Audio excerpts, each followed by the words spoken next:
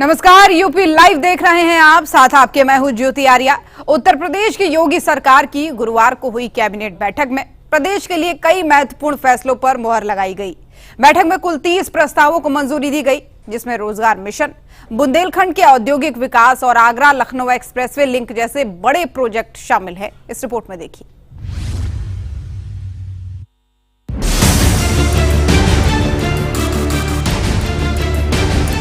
राजधानी लखनऊ में लोक भवन में मुख्यमंत्री योगी आदित्यनाथ की अध्यक्षता में गुरुवार को कैबिनेट की बैठक हुई। इस मीटिंग में 30 अहम प्रस्तावों पर मुहर लग गई है।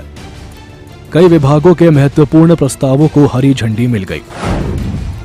आगरा लखनऊ एक्सप्रेसवे को जोड़ने के लिए 49 किलोमीटर का लिंक एक्सप्रेस बनेगा। यह पूर्वांचल एक्सप्रेस को जोड़ेगा। 4776 करोड़ लागत आएगी। बुंदेलखंड इंडस्ट्रियल विकास प्राधिकरण बीड़ा के लिए नई नियमावली को मंजूरी। यूपी रोजगार मिशन के गठन को हरी झंडी। अयोध्या में एनएसजी हब के लिए 8 एकड़ जमीन दी। गाजियाबाद में नया निजी विश्वविद्यालय खुलेगा। उत्तर प्रदेश भाषा संस्थान के कर्मचारियों की रिटायरमेंट उम्र 58 साल से बढ़ाकर 60 साल कर दी गई। अब किराए पर चलने वाले 2 पहिया, 3 पहिया, 4 पहिया वाहन, मैक्सी कैब, 7500 किलो तक के माल वाहनों पर मासिक, तिमाही या सालाना टैक्स खत्म कर दिया। JPNIC के लिए बनी सोसाइटी को भंग कर दिया गया। इस केंद्र की जिम्मेदारी लखनऊ विकास प्राधिकरण LDA को सौंपी गई है। कुल मिलाकर इस मीटिंग में कई बड़े फैसले लिए गए हैं, जो आगामी समय में राज्य को रोजगार, औद्योगिक विकास और बुनियादी ढांचे को नई दिशा देंगे। सूर्य समाचार के लिए ब्यूरो रिपोर्ट।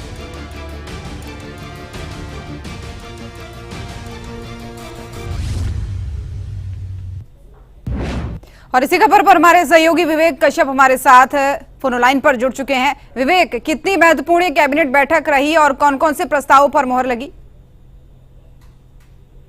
इस प्रस्ताव पर मुहर लगी है, जिसमें से आपको बता दें कि जनपद लखनऊ आगरा एक्सप्रेस का लिंक रोड का लगभग 49 किलोमीटर का जो दायरा है, उसको कवर करने के लिए 4776 करोड़ रुपए की लागत से जो तैयार हो रहा है, उस पर मुहर लगी। वही बुंदेलखंड इंडस्ट्रियल डेवलपमेंट बीड़ा के अंतर्गत न्यू इंडस्ट्रियल टाउनशिप योजना पर प्रस्ताव पर मुहर लगी। वही बुंदेलखंड बीड़ा विकास किए जाने से भूमिगत जो मांगी गई थी सरकार से, उस पर भी मुहर लगी। वहीं उत्तर प्रदेश के औद्योगिक विकास हेतु प्रोत्साहन नीति, कंपनियों को सब्सिडी देने का भी प्रस्ताव पास किया गया है। श्रम व सेवा योजना विभाग उत्तर प्रदेश मिशन गठन के लिए प्रस्ताव को स्वीकृति किए गए। 2025 और 30 हजार बेरोजगारों को देश के बाहर, देश के करीब 1 लाख प्रदेश के बेरोजगारों को निजी क्षेत्र में सेवा योजना का कार्ड मिलेगा। इसका लक्ष्य तय किया गया, इस पर भी प्रस्ताव पास हुआ है। वही आपको बता दें, कारखानों में कामगारों, महिला वर्करों के संबंध में नियमावली संशोधित की गई है, क्योंकि ऐसे में कहीं ना कहीं इससे पहले जब इस पर मुहर लगी थी तो नियमावली अलग थी, और इस बार जब प्रस्ताव पास हुआ तो इस बार नियमावली पर भी चर्चा हुई और उसको भी कहीं ना कहीं संशोधित किया गया है। इसके बाद सूक्ष्म एवं लघु एवं मध्य उद्यम विभाग अंतर्गत 11 प्रकार के वस्तुओं को निगमों द्वारा किया गया है और प्रस्तावित किया गया है। ऐसे में उत्तर प्रदेश पूर्व सैनिक कल्याण निगम लिमिटेड व पूर्व सैनिकों होमगार्ड सेवा जेम पोर्टल के सीधे संबंध मंजूरी दी गई है, और साथ ही इससे डायरेक्ट जो इसमें पूर्व रिटायर्ड सेना अधिकारी है, ये डायरेक्ट इसमें जानकारी ले सकते हैं और इससे जुड़ सकते हैं। तो कहीं ना कहीं जो 30 प्रस्तावों पर मुहर लगी, उनमें से वित्त विभाग इंटीग्रेटेड फाइनेंशियल मैनेजमेंट सिस्टम बनाने हेतु मंजूरी मिल गई है। उत्तर प्रदेश सरकार की जो आज कैबिनेट बैठक हुई थी, लगभग 11 बजे कैबिनेट बैठक ये हुई थी। मुख्यमंत्री योगी आदित्यनाथ इसकी अध्यक्षता कर रहे थे और सभी कैबिनेट मंत्रियों ने अपनी राय रखी, अपने अपने विभाग की चर्चा किया, और साथ ही तमाम मुद्दों पर चर्चा होने के बाद 30 जो अहम मुद्दे थे उनका प्रस्ताव पास हुए। वही राजस्व में वृद्धि एवं परिवहन विभाग के कर ढांचे को परिवर्तित किया गया है। वहीं मोटर यान कराधान अधिनियम 1997 धारा 4 को संशोधित करके मंजूरी टैक्स टाइम किया गया है। कहीं ना कहीं ये भी, इसका भी टैक्स जो काफी ज्यादा था उसके पर भी चर्चा की गई है। वहीं भाषा विभाग की अगर बात करें तो उत्तर प्रदेश भाषा संस्थान के कर्मियों को अधिवस्था आयु 58 वर्ष से बढ़ाकर 60 वर्ष कर दी गई है। और भाषा विभाग नियंत्रण अधिनियम शासकीय संस्थान लगभग 4 कर्मियों का कार्यरत भी बढ़ाया गया। तो ऐसे में कहीं ना कहीं आज जो ये बैठक थी काफी लिहाजे से उत्तर प्रदेश सरकार, उत्तर प्रदेश की जनता के लिए काफी अहम मानी गई है। जी ठीक है विवेक, बहुत धन्यवाद आपका तमाम जानकारियां साझा करने के लिए। बने रहिएगा, आगे भी तमाम खबरों पर आपसे जानकारी लेंगे। तो चलिए रुक करेंगे अगली खबर का। राजधानी लखनऊ में एक घर वापसी की खबर मिली है। बता दें आपको कि यहां इस्लाम अपना चुके 15 लोगों की फिर से हिंदू धर्म में वापसी कराई गई है। यह कार्यक्रम विश्व हिंदू रक्षा परिषद के तत्वाधान में संपन्न हुआ है।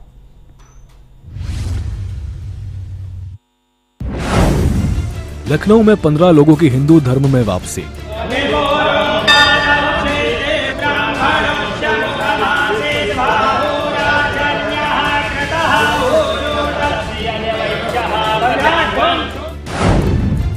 जय श्री राम के लगाए नारे।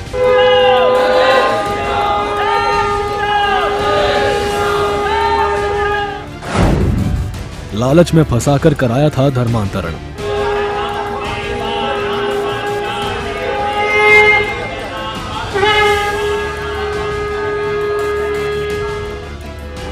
राजधानी लखनऊ में जबरन हिंदू धर्म से इस्लाम में धर्मांतरण कराए गए 15 लोगों की घर वापसी कराई गई। इन तमाम लोगों का शुद्धिकरण कराया गया।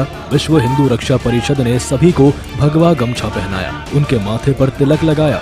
इसके बाद सभी ने शनिदेव मंदिर में मंत्रोच्चार के बीच पूजा अर्चना की, जय श्री राम के नारे लगाए।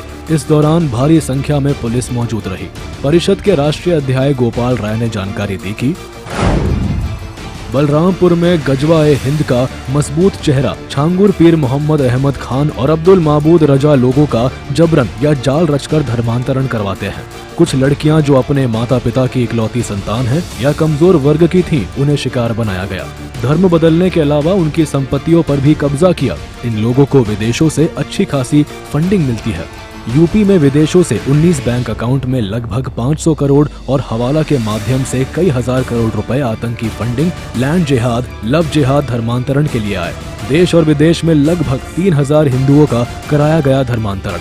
इकलौती संतान या कमजोर वर्ग की लड़कियों को टारगेट कर सभी संपत्तियों पर कर लेता है कब्जा। हमें कई दिनों से शिकायत आ रही थी कि देश भर में 6000 लोगों को धर्मांतरण कराने वाला जो हिंदू, और कैसे हिंदू जाते थे जिनको बहुत गरीब थे। आजमगढ़ में उसके खिलाफ मुकदमे कायम हैं, बलरामपुर में है, यूपी के एसटीएफ थाना में दर्ज है। और इसका नाम यूपी में गजवा-ए-हिंद का मजबूत चेहरा है छांगुर पीर, और इसके बड़े गैंग हैं मोहम्मद अहमद खान व अब्दुल मामूद। ये 100 करोड़ का तो अपनी कोठी बनवा रहा है। पूना में रहने वाला बलरामपुर का है, और इसके खिलाफ जो मुकदमे हैं 8 महीना पहले मुकदमा कायम हुआ, एसटीएफ ने किया था गोमती नगर में, और आज तक उसकी गिरफ्तारी नहीं हुई, न पुलिस ने दबीज दिया। अब एटीएस जांच कर रही है, और ये कहते क्या है इसके गुर्गे कि उत्तर प्रदेश में योगी बाबा और छांगुर बाबा है हमारे उतरौला, जो यही कहते हैं ना। जी जी सर। तो ये सब पीड़ित है, किसी का रेप करना, किसी को धर्म परिवर्तन कराना, किसी को जबरी कराना, किसी को पैसा देके कराना। आज जांच हो तो 10,000 से ज्यादा हिंदुओं का धर्मांतरण हुआ है, और ये आतंकवादी फंडिंग भी इकट्ठा किया 16 करोड़ रुपए, जिसकी सारी डिटेल मेरे पास है। आप लोग जब चाहेंगे ये देखिए 16 करोड़ का जो लिखा पड़ी है, ऐसे साइड में कितना दिया है। विदेशी फंड आ रहे हैं इसके पास। बीएचआरपी के राष्ट्रीय अध्यक्ष गोपाल राय ने यह आरोप लगाया कि इस पूरे मामले की जांच होनी चाहिए। एसटीएफ समेत कई थानों में मुकदमे भी दर्ज है, लेकिन अभी तक कोई कार्रवाई नहीं हुई है। सूर्या समाचार के लिए लखनऊ से विवेक कश्यप की रिपोर्ट।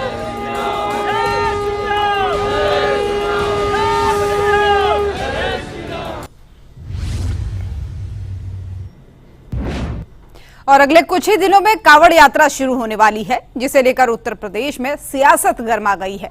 सियासत फर्जीवाड़े को लेकर धार्मिक भावनाओं का दुरुपयोग करके कावड़ यात्रा के मार्ग पर तमाम ऐसे ढाबे और होटल हैं जहां पहचान छुपाकर धार्मिक सद्भाव बिगाड़ने की कोशिश की जाती है।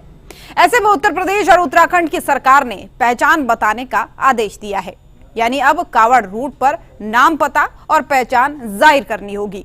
लेकिन सवाल उठता है कि आखिर जो ये लोग हैं वो बताने में किस बात की उन्हें परेशानी है। पूरी खबर इस रिपोर्ट में देखिए।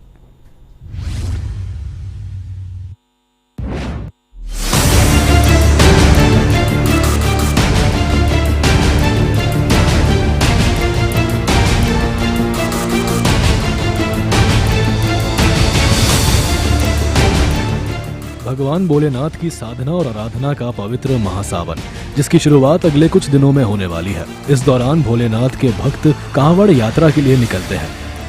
पूरी कांवड़ यात्रा आस्था भक्ति के साथ ही पवित्रता का महापर्व है, जो पूरे 1 महीने तक चलती है। खान पान में शुद्धता और पवित्रता का विशेष ध्यान रखा जाता है।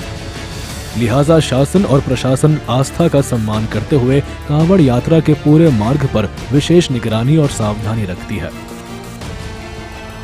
समाजवादी पार्टी के लोग लगातार अनर्गल बयानबाजी उत्तर प्रदेश में कांवड़ यात्रा पर कर रहे हैं, जो कि बहुत ही दुखद है, निंदनीय है। समाजवादी पार्टी के लोग इस तरह की बयानबाजी कर रहे हैं कि आतंकियों की तुलना वो कांवड़ यात्रियों से कर रहे हैं। कितना निंदनीय कृत्य है, घोर निंदनीय कृत्य है।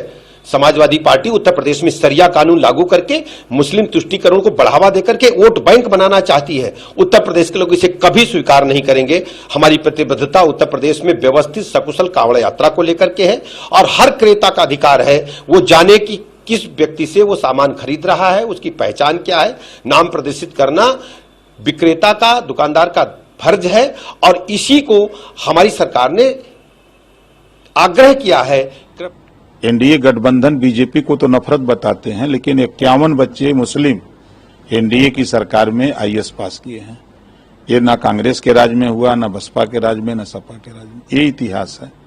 तो ये दोनों लोग जिस बात को पीडीए की बात कर रहे हैं, असली पीडीए तो एनडीए में है।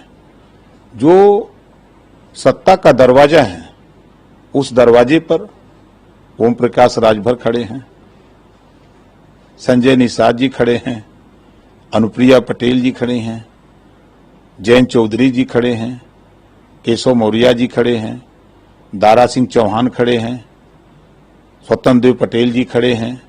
ऐसे हजारों पीडीए के जो मजबूत पिलर हैं। लेकिन बीते साल की तरह एक बार फिर इस साल भी उत्तर प्रदेश के साथ ही उत्तराखंड में सियासत गर्मा गई है।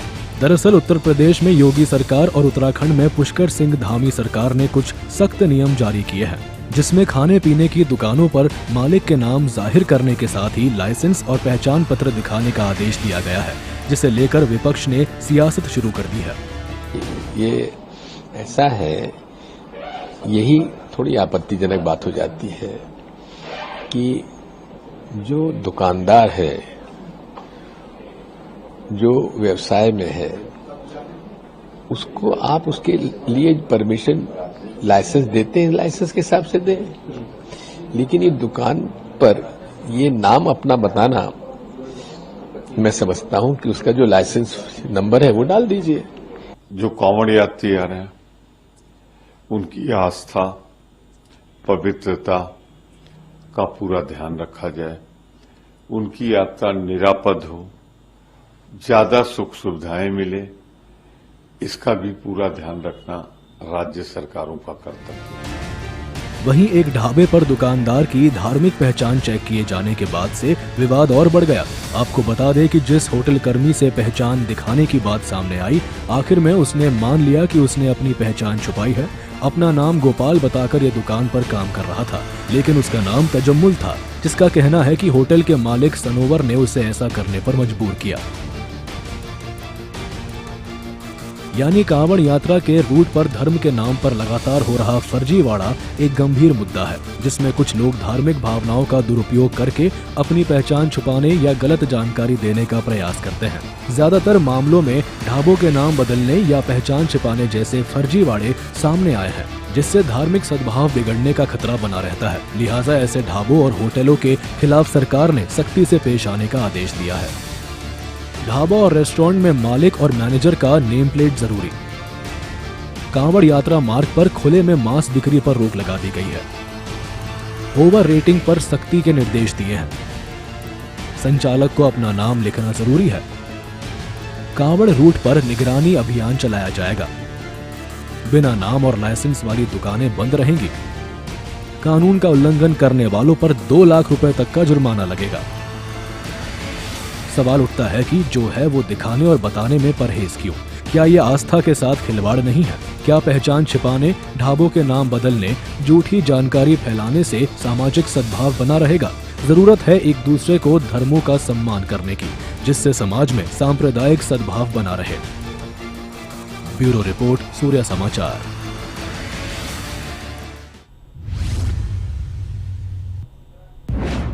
उत्तर प्रदेश के वाराणसी में मानसूनी बारिश के कारण गंगा नदी उफान पर है। मानसून के दस्तक देते ही गंगा के जलस्तर में लगातार बढ़ोतरी देखने को मिल रही है। रविवार से लेकर मंगलवार की रात तक गंगा का जलस्तर बहुत तेजी के साथ बढ़ा। इस रिपोर्ट में देखिए।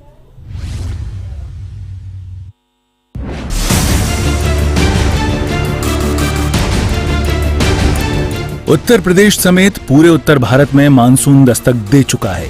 हिमाचल, उत्तराखंड, नेपाल के पहाड़ी भागों में बारिश हो रही है। पहाड़ी सहित मैदानी भागों में हुई झमाझम बारिश से गंगा नदी ने एक बार फिर से अपना रौद्र रूप दिखाना शुरू कर दिया है। लगातार हो रही बारिश के कारण अब वाराणसी में गंगा भी उफान पर है। जलस्तर में हो रही लगातार बढ़ोतरी को देखते हुए प्रशासन, नाविक, तटवासी सभी सतर्क हो गए हैं। गंगा आरती का स्थान बदल दिया गया है। प्रशासन ने छोटी नावों के संचालन पर रोक लगा दी है। नाविकों ने अपनी नावों को सुरक्षित स्थानों पर बांधना आरंभ कर दिया है। आयोजनकर्ताओं ने आरती के साजो सामान पाइप खोलकर ऊपरी छतरी वाले क्षेत्र में शिफ्ट कर दिया है, जिससे श्रद्धालुओं की सुरक्षा सुनिश्चित की जा सके। गंगा किनारे रहने वाले लोगों ने भी जलस्तर की रफ्तार को देखते हुए सामान शिफ्ट करने और घरों की ऊपरी मंजिलों में रहने की तैयारी करना शुरू कर दिया है। जल के बढ़ाव को देखते हुए जल पुलिस भी अपील कर रही है कि स्नान करते समय लोग सतर्कता बरतें। सूर्य समाचार के लिए ब्यूरो रिपोर्ट।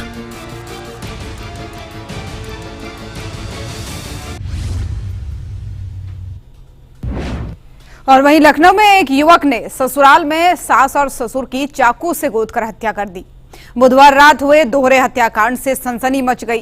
सूचना पर पहुंची पुलिस ने शवों को पोस्टमार्टम के लिए भेज दिया है और आरोपी को भी पकड़ लिया गया है। फिलहाल मामले की जांच की जा रही है। इस रिपोर्ट में देखिए।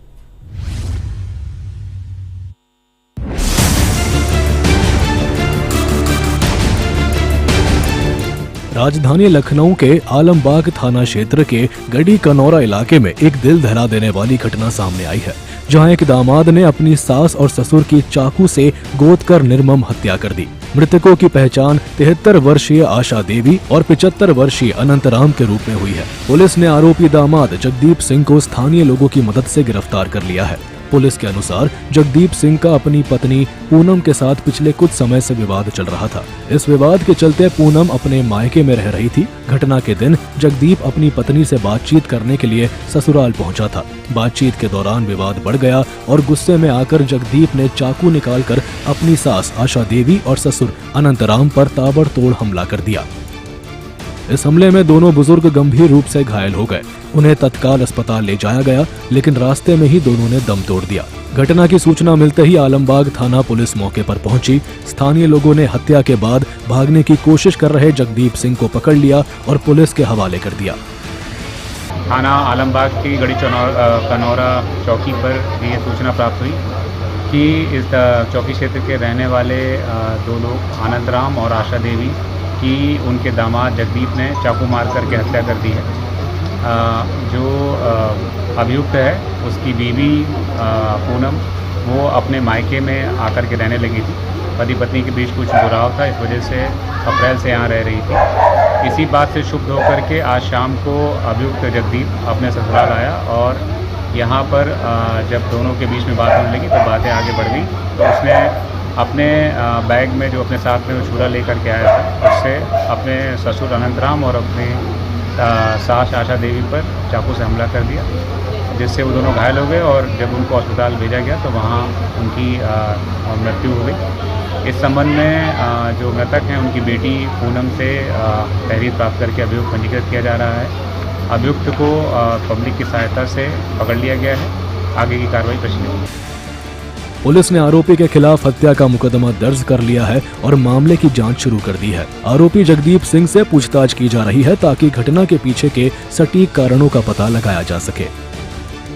बीती रात राजधानी लखनऊ के आलमबाग थाना क्षेत्र गली किनौरा में एक घटना हुई जिसमें दामाद ने अपने ही सास ससुर को मौत के घाट उतार दिया।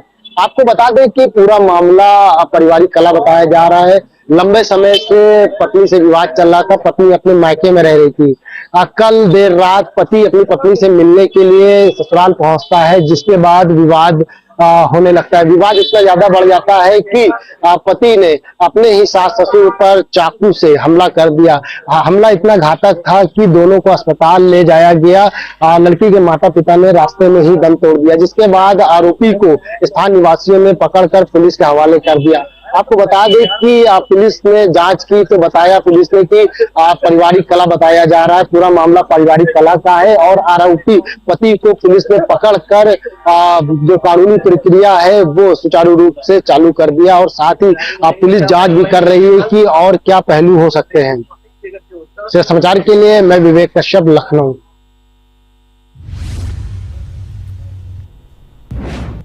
वाराणसी के चितईपुर में कुरियर कंपनी के मैनेजर को नौकरी न देने पर गोली मारने वाले बदमाश को पुलिस टीम ने मुठभेड़ में दबोच लिया। सूचना पाकर अफसर भी मौके पर पहुंच गए। घायल बदमाश की शिनाख्त कछुआ निवासी विनय तिवारी के रूप में हुई है। ये रिपोर्ट देखिए।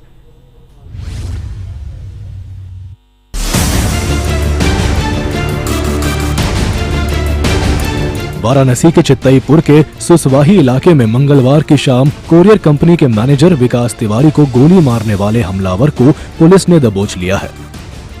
मुठभेड़ के दौरान भागते समय पुलिस ने उसे गोली मार दी, जिससे हमलावर घायल हो गया। गोली उसके दाहिने पैर में लगी। इसके बाद उसे घेराबंदी कर गिरफ्तार कर लिया गया। चितईपुर थाना क्षेत्र के रहपुरिया घाट के पास पुलिस और बदमाश से मुठभेड़ की सूचना के बाद एसडीपी सर्वनंटी और एसीपी गौरव कुमार भी मौके पर पहुंचे। घटनास्थल की जानकारी ली और हमलावर से प्रारंभिक पूछताछ की। फोरेंसिक टीम बुलाकर साक्ष्य और मुआयना कराया। एडीसीपी ने बताया कि मुठभेड़ में गिरफ्तार आरोपित विनीत तिवारी कछुआ का निवासी है। रोजगार की तलाश में कई दिनों से प्रयास कर रहा था। घायल को बीएचयू ट्रॉमा सेंटर में भर्ती कराया गया है। पुलिस हमलावर की क्रिमिनल हिस्ट्री निकाल रही है। थाना चितईपुर क्षेत्र में प्रज्ञापुरम कॉलोनी है, वहाँ एक सनसनीखेज घटना हुई थी, जिसमें एक प्राइवेट कुरियर कंपनी की दुकान मालिक के ऊपर लूट करने के उद्देश्य से इनके ऊपर फायर किया गया था और उक्त बदमाश के बारे में एक गोपनीय सूचना मिली थी, जिसकी क्रम में थाना चितईपुर और जनपदीय एसओजी टीम को मौके पर भेजा गया था और उनको घेराबंदी करके पकड़ने की कोशिश की। उक्त दौरान बदमाश ने पुलिस के ऊपर फायर किया गया था और पुलिस ने आत्मरक्षा हेतु जवाबी फायरिंग की, जिसमें बदमाश की पैर में गोली लगी। उनकी मेडिकल फर्स्ट एड हेतु हॉस्पिटल भेजा गया और अग्रिम विधिक कार्रवाई सुनिश्चित की। काबिल गौर है कि यूपी में बदमाशों का लगातार सफाया किया जा रहा है, जिससे बदमाशों में भी डर का माहौल है। सूर्य समाचार के लिए ब्यूरो रिपोर्ट।